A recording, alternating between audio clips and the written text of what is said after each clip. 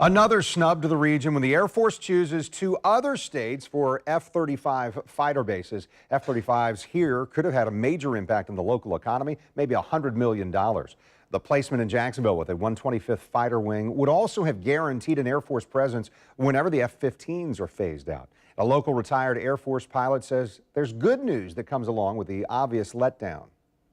I'm sure there is disappointment. It's the second time we've been in the running, so to speak, for the F-35. Major General Buddy Titshaw spent 40 years in the Air Force and in aviation, including flying the F-15. He knows a lot about that plane. And this one, the new F-35s, being deployed to U.S. military bases here in America and around the world.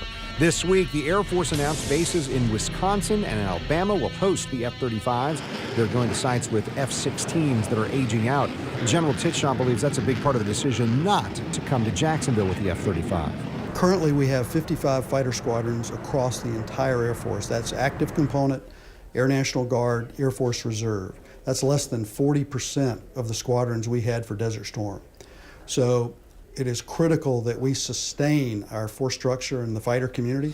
An F-35 Joint Strike Fighter is a stealth fighter with a different capacity for missiles than F-15s. General Titshaw says the F-15 complements the F-35 as an air superiority craft and a long-range jet. So F-15s flying from Jacksonville's 125th Fighter Wing of the Air National Guard. Titshaw believes upgrades and advancements are going to keep that specific aircraft in service for years to come, and that bodes well for the long-term stability of this unit. I know there's disappointment and sadness that we're not getting the F-35, but the 125th Fighter Wing has a bright future in the Eagle aircraft, the F-15C.